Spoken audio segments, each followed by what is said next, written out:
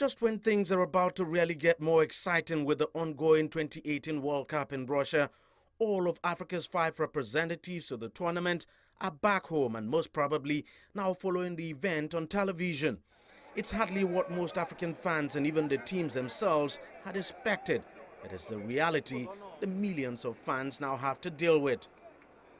If there were 2 African teams that held the promise to progress beyond the first round, it was Nigeria and Senegal. Both had picked up 1 win each in their first 2 matches. Nigeria eventually succumbed to Argentina in the final match, narrowly losing 1-2. They were not good enough. The team was not good enough to progress. The coach is not good enough to take them forward.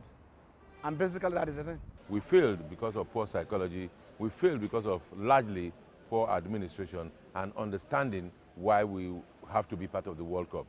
Senegal, on its part, was more like the architect of its own misfortune, failing at least to secure a draw in the match against Colombia.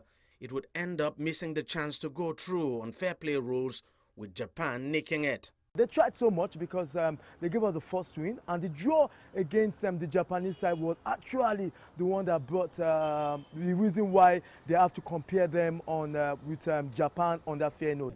Despite the disappointment, something the future looks bright for Senegal. Senegal is the only team that has that bright spot. Senegal went with the former, just like what Nigeria did 4 years ago. At least to say the captain of the team in 2002 when they got to the quarterfinals.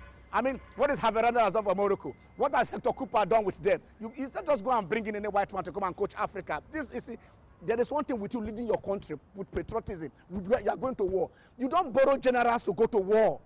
As for Nigeria, some are very upfront about what they think needs to happen to turn things around before the next round of qualifiers for the Africa Cup of Nations and the 2022 World Cup. I hope the NFF can swallow this. The next step, first and foremost, is that sack the president of the Football Federation. Because 1, he lacks capacity. He plays more politics than administer the sport. That's step 1. Step 2, constitute a true technical committee of the Nigeria Football Federation. What do I mean? The chairman of the Nigeria Football Associations or Nigeria Football Federation's technical committee is a lawyer.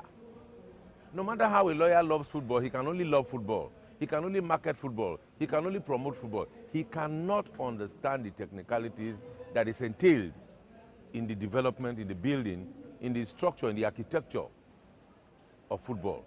You can expect more reactions and analyses of the poor showing of the teams that represented Africa at this World Cup in the coming days, weeks, and months. And of course, you can certainly expect to see some changes in the football governing body of the 5 teams that represented Africa in Russia.